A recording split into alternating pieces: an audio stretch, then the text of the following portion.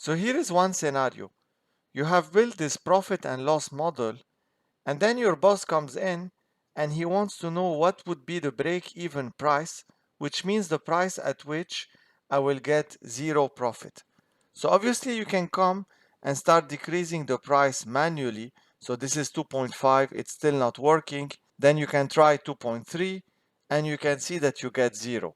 But this is not a very sustainable way because the model might be much more complex than this and you might have to answer multiple of those types of questions. So what should I do in those scenarios?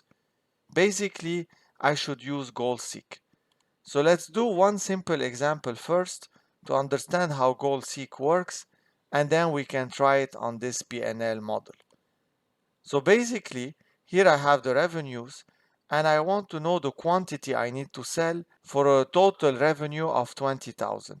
So again here you can start fiddling with the 5,000 and do okay, let's try 6,000 and so on and try to see what would be the answer.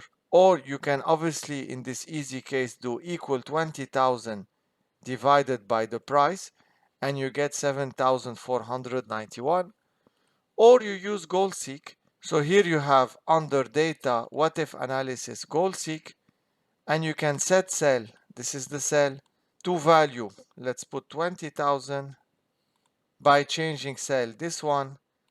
You say okay and you get the same answer. So this is the value. If you do cancel, you see the number will not get replaced. If you go back to your goal-seek and you do the same thing, so let's just put back the 20,000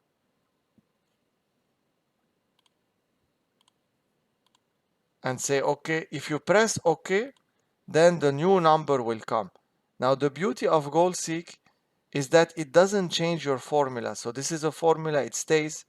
The only thing it does, if you want to, it will replace the number you're looking at.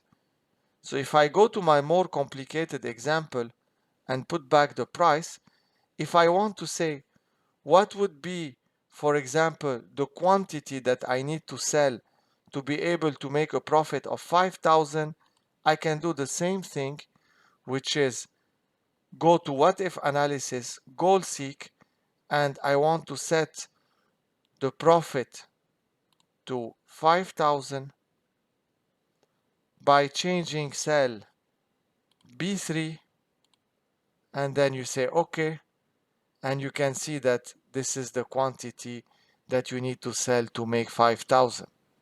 And this is very useful the more complicated your scenario is. Now, if you tell me I want to put conditions, so I want to change the price also and have a price not more than $4 because more than $4 it doesn't make sense, we cannot sell. I want to change at the same time the quantity to get a certain profit. This can be solved with a solver and we will see it in another lesson. So I hope you like this tool. It's a tool that is hidden in this what if analysis.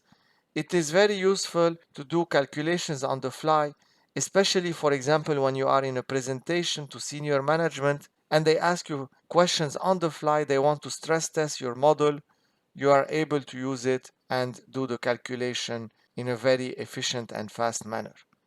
So if you like this lesson, please, as usual, I would love it if you can hit this thumb up and if you can subscribe to the channel if you haven't done so.